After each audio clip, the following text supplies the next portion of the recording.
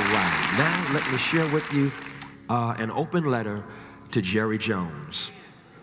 Dear Jerry Jones, oh, say, can you see? You have fumbled an opportunity to intercept a lie and use your privilege to score for justice. As a lifelong fan of the Dallas Cowboys who once enjoyed season tickets, it's heartbreaking that you have taken a stand on the wrong sideline of history. As training camp opened, you used your mighty microphone to passionately pronounce that there is no room on the Dallas Cowboys for the right to protest for right during the national anthem. Your massa complex has shown your boys where the gun line is. Show them where the gun line is, boss. Check out the movie Life if you're clueless.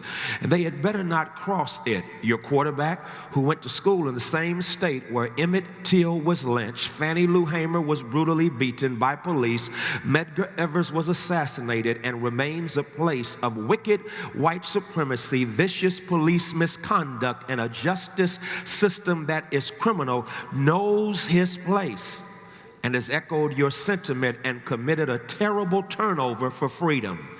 Oh, say did he see white Mississippi police officer Daniel Starks tasing a handcuffed black man for no reason. I held out hope that given your track record as a game-changing maverick and brilliant, successful businessman, that you would use your privileged platform to actually take a stand for what the flag symbolizes: liberty and justice for all. You have been fiercely independent as an NFL owner, but you allowed 46-1 to punk you in the NFL while he was pledging allegiance to Vladimir Putin in Russia. Oh, say, can you see, Jerry?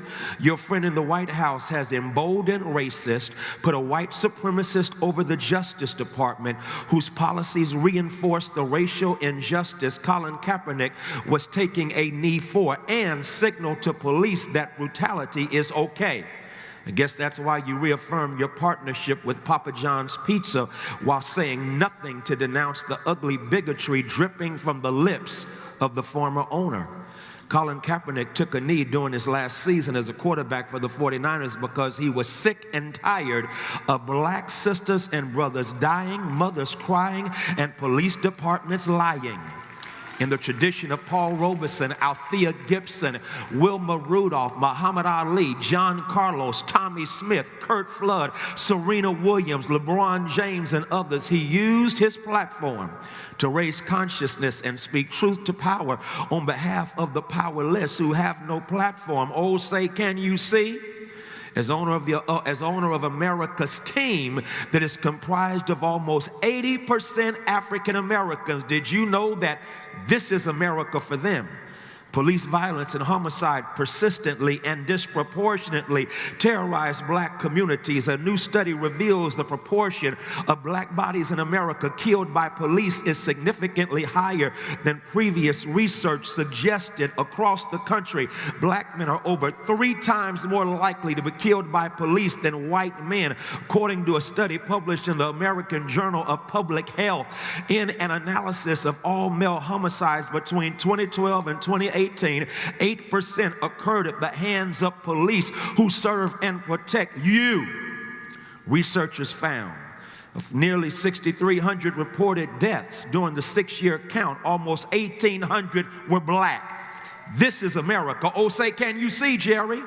Police killings are highest among black men across the United States. Lead author Frank Edwards is sadly correct when he interprets police operate completely differently in different places. He said, how police operate is often determined by the race of the person they're interacting with and the racial compositions of the places they work in. Oh, say, can you see? The vast majority of players live in this America. Yes, their contracts may have allowed them to move into nicer neighborhoods, but their black skin still means they are seen as suspects who pose a threat. Sadly, your son Stephen seconded your motion and brazenly declared, if you want to be a Dallas Cowboy, you will stand for the national anthem. This is one instance where the blatant hypocrisy of your organization just may exceed your racist insensitivity. On America's team, you can brutally beat your wife, girl girlfriend or kids. You can drink and drive. You can take drugs and steroids, but you peacefully protest, and you can't be a Dallas Cowboy. Oh, say, can you see? It's evident, Jerry, that you never had to give Stephen the talk and tell him about how to behave in the presence of police officers. Have you, Jerry? Ask your black players about the talk.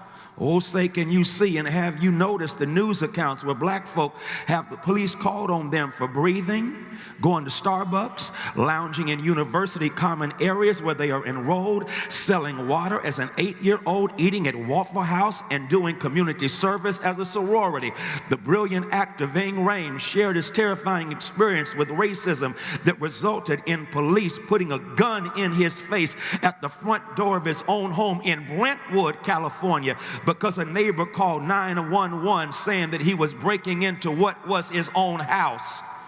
Have you or Stephen ever had the police called on you because of the color of your skin? Have you or Stephen ever been stopped by the police and worried that you wouldn't come out of the stop alive?